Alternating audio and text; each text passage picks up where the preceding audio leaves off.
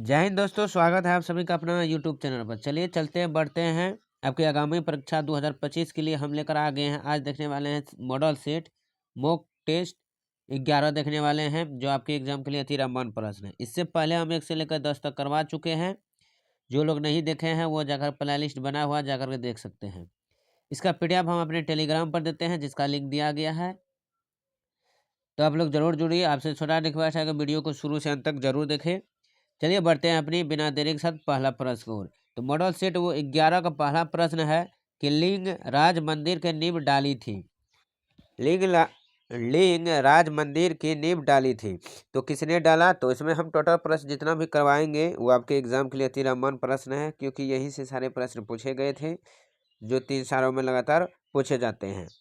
तो आपने थ्योरी करके इसमें मॉडल सेट मारिए कि आप कितना सेट लगा सकते हैं, कितना प्रश्न का जवाब दे पाएंगे। जरूर कमेंट बॉक्स में जरूर बताइए अपना स्कोर। तो लिंग राज मंदिर का नींव जो डाली वो डाला था ऑप्शन ए यायाति केसरी ने।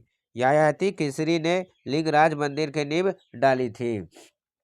जो ये लिंग राज मंदिर का निर्माण वो 11वीं शताब्दी में आपका हुआ था।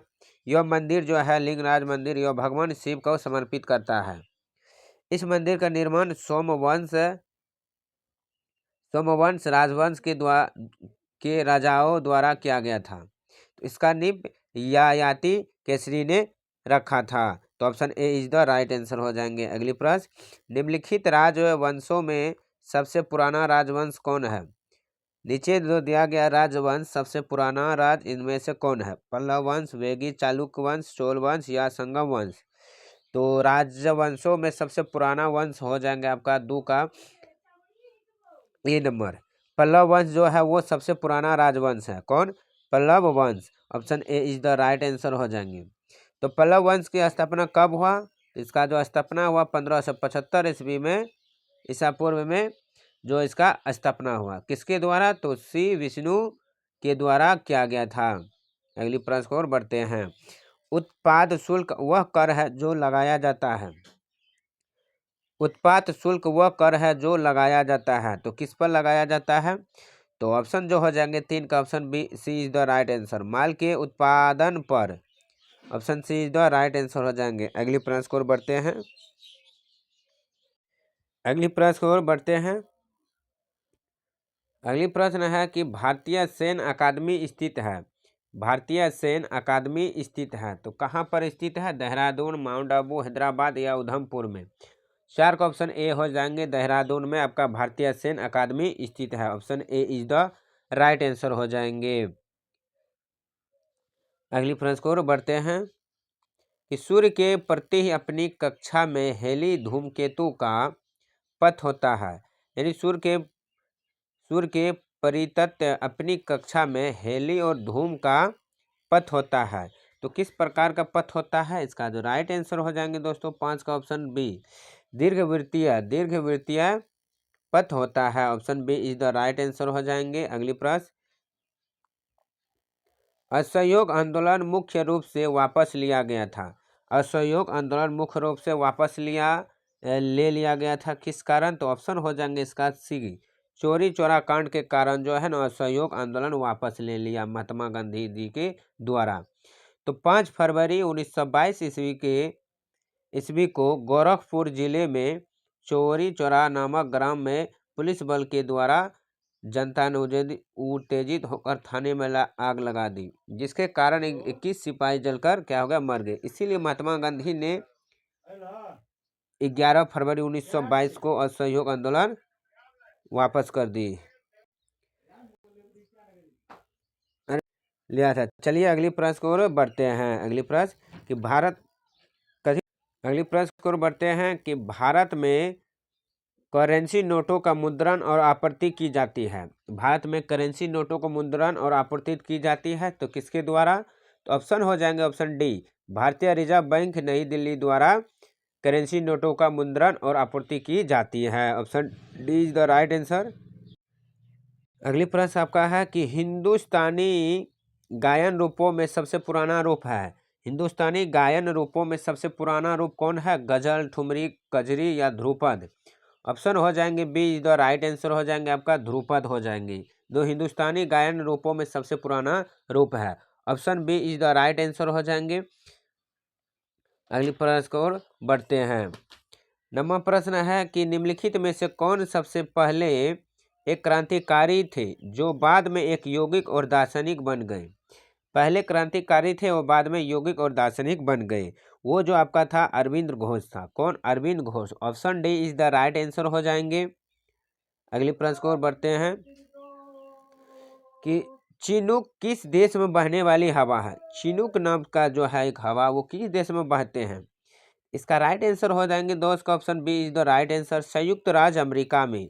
कहा चिनूक जो है वो बहने वाली हवा है, कहाँ पर? संयुक्त राज्य अमेरिका में। Option B is the right answer हो जाएंगे। अगली प्रश्न कि अंतरराष्ट्रीय तिथि रेखा है, अंतरराष्ट्रीय तिथि रेखा है, तो अंतरराष्ट्रीय जो तिथि रेखा है वो 180 डिग्री देशांतर को 180 डिग्री देशांतर रेखा को। Option D is the right answer.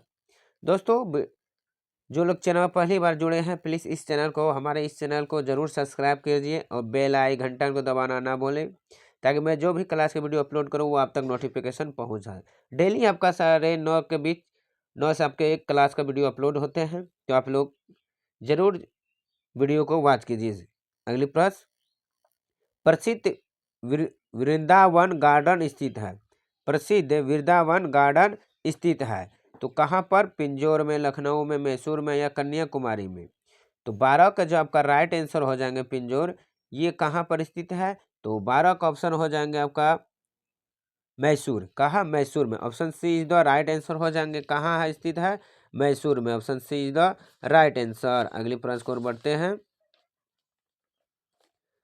अगली प्रश्न है आपका कि वाटर पोलो में एक पक्ष में कितने खिलाड़ी होते हैं। वाटर पोलो में एक पक्ष में कितने खिलाड़ी होते हैं? तो 7 खिलाड़ी होते हैं एक पक्ष में 7 खिलाड़ी होते हैं। कौन? वाटर पोलो जो खेल है। अगली प्रश्न को बढ़ते हैं आपका।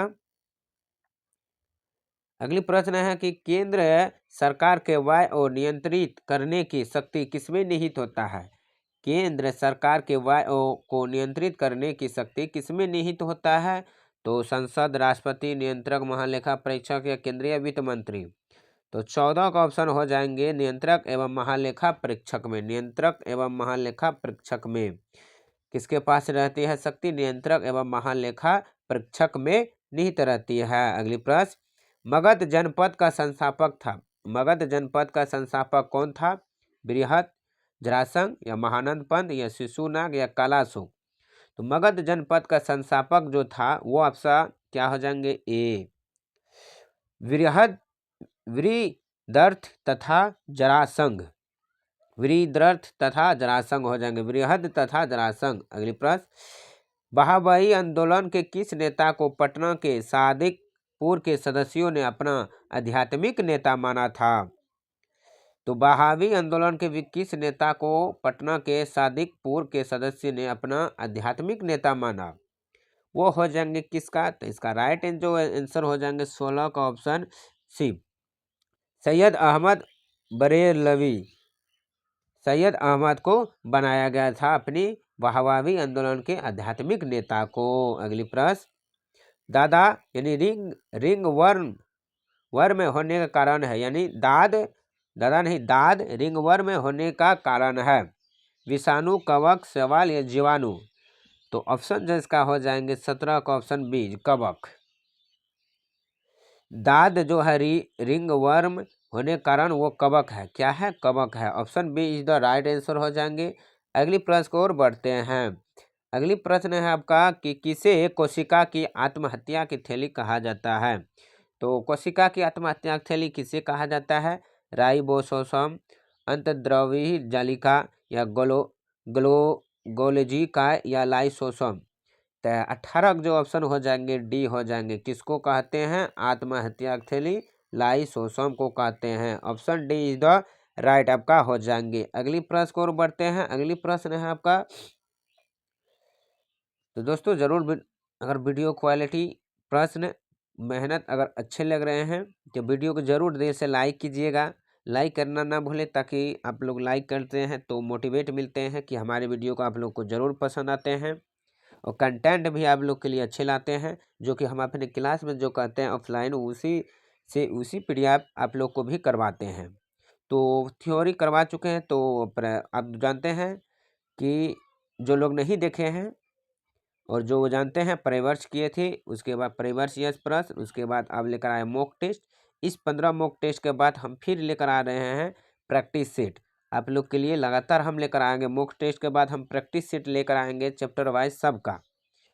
तो इसीलिए हमारे चैनल को जरूर सब्सक्राइब कीजिएगा, लाइक शेयर कमेंट करना ना भूलें, और PDF टेलीग्राम पर है, फ्री में प्राप्त कीजिए। तो चलिए, जैसे दिया गया है, अब ये श्रव्य तरंगों की आवृत्ति होती है। अब ये श्रव्य तरंगों की आवृत्ति होता है कितना, तो 20 हर्ट्ज से कम होती है। Option C is the right answer हो जाएगा 19 का, कितना, 20 हर्ट्ज से कम होती है, ऑप्शन सी। तो आखिरी प्रश्न है वीडियो का, सॉरी आखिरी नहीं, हाँ अगली प्रश्न है, जंतुओं में होने वाला फुट एवं माउथ रोग किसके कारण उत्पन्न होते हैं। फुट एवं माउथ रोग किसके कारण होते हैं, जंतुओं में जो उत्पन्न होते हैं, जीवाणु, कवक, प्रोटोजोआ या विषाणु। ऑप्शन हो जाएंगे बी का डी, विषाणु कारण। किसके कारण होते हैं, विषाणु कारण जो फुट एवं माउथ रोग होते हैं। अगली प्रश्न ये है, आपका लास्ट प्रश्न है कि निम्नलिखित में से कौन सा रोग विषाणु से होता है। ऐसा कौन सा रोग है जो विषाणु के कारण होता है। तो यहाँ पर 4 ऑप्शन दिया गया है, सिफिलिस, मलेरिया, चिकन पॉक्स या टाइफाइड। इन चारों का जो है ये 21 नंबर का आपका जो दिए हैं, ये आप लोग के लिए हम HW दिए हैं। इसका आंसर आप कमेंट बॉक्स में बताइए कि 21 का कमेंट में बताइए कि कौन सा रोग जो विषाणु के कारण होते हैं। तो चलिए दोस्तों, उम्मीद है कि आपको ये सारे प्रश्न अच्छे समझ में आ गए होंगे। तो वीडियो को जरूर लाइक कीजिए, शेयर करना ना भूलें। आज के लिए बस इतना ही, फिर मिलता हूँ अगले मॉडल सेट 12 के साथ। दोस्तों एक और बात, इसी चैनल पर आप लोग के लिए हिंदी का जो है समाज से लेकर आ गए हैं ट्रिक के साथ वीडियो अपलोड है। जो लोग नहीं देखे जाकर देख सकते हैं, और डिस्क्रिप्शन में भी इसका लिंक दिया गया है, आप लोग जरूर उस वीडियो को देखें। तो चलिए आज के लिए इतना ही, धन्यवाद, जय हिंद, ऑल द बेस्ट।